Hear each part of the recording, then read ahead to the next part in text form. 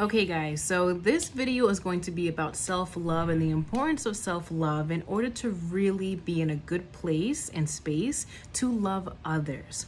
Okay, so when we are lacking self-love, I often ask my clients, and it's a really hard question to answer, but like, do you love yourself, right? And do you love yourself unconditionally? Unconditional love, you know, if you have children, many people can relate to how it feels to love a child unconditionally. And if you don't have any kids yet, maybe you have a pet, a dog, a cat, something, right, where you love them even when they mess up. You love them even when they're destroying your furniture, when they have peed on your carpet. I'm talking about my dog. When they have chewed on things that they are not supposed to be chewing on, right? And you get mad at them, but at the end of the day, you still hold love for them. It's not conditional. It's like, oh, you messed up, therefore I take my love away from you, right? And oftentimes us individuals, we do that to ourselves.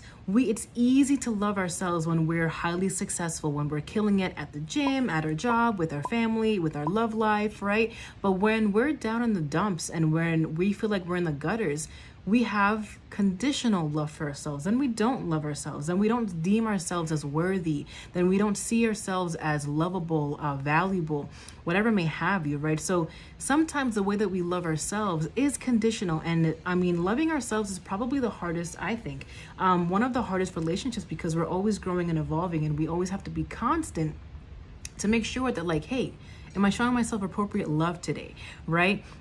Somebody asked me recently, what do you do for self-care? And honestly, I just do whatever is missing at that time. There is so many things that you could be doing for self-care. And one of the things that I really go into with my clients is that you have to know what works for you. I can give you my self-care routine as a guidance, but that's what works for me. I can't say it's going to work for you, right? And so, you know, when it comes to self-love, self-care, you just dip into what you're lacking, right? Like if you've been really serious, really going hard, you know, with your work, with whatever, and you need some laughter, go to a comedy show, watch a funny movie, right? You know, if you're in need of really, really good food, right? Cancel all the appointments, you know, past 6 p.m. and throw it down in the kitchen, right? Like do whatever you got to do, right? So self-love, the importance of self-love in order to love others appropriately. Okay, when we are lacking self-love for ourselves, we are not our best version of ourselves, right? Because then we have a lot of either limiting beliefs or negative viewpoints of how we perceive ourselves.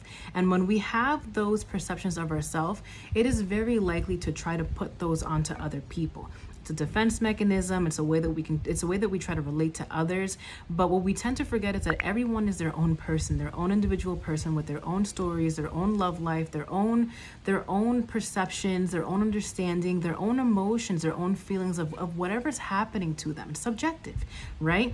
And when we don't take the time to listen to what somebody else is going through because we're so busy trying to fill in the blanks with what we think we feel, we fall into problems. And you have to understand too, sometimes we project what we're feeling on the inside to others because we haven't taken the time to really understand what we're feeling, right? Having that conversation with self understanding, like, why do I think the way I think? Why do I have these perspectives on the world? Who taught me to be this way? Doesn't have to be bad or good. It just is. It just simply is, right? So when we have more of those conversations with self, we're able to do some really, really good work of understanding ourselves even better. And this is a constant thing, you guys. This happens all the time. We are constantly evolving, growing, changing human beings, as we should be. So we have to keep on ourselves forever, you know, especially if we want to be our best selves, right?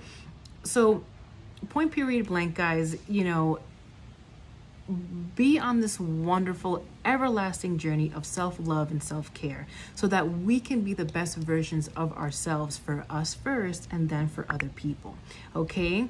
When we take care of ourselves, we glow from the inside out, right? We hold less biases, less judgments, less hate for others. When we love ourselves, completely, wholeheartedly, unconditionally, right? And yes, that comes and goes. Do I love myself unconditionally all the time? Hell no. It's really hard. It's really, really hard work. But I make a conscious effort to try and do so, and also catch myself when I'm falling into negative thinking patterns about self, because that leaves for a greater chance for me to judge others. And I'm not in a place to do that, right? Everybody has their own life, their own struggles, their own demons, right? I'm just here trying to be a helping hand of those for those that want it, right? And if someone within my profession, if I want to do that, I got to be damn sure I'm good with where I'm at internally, right? So like I said, I'm not always perfect, and no one is, right? I'm not always on it. I fall off a lot of times, right? But the most important part is recognizing, bringing awareness to us falling off and that self-love, and bringing it back so that we can, again, be the best version of ourselves for us first, and then to better serve others, okay? I hope that was helpful. I hope that was insightful. Let me know in the comments what you think, and how you are going to start better loving yourselves moving forward. All right, guys, until next time. Bye.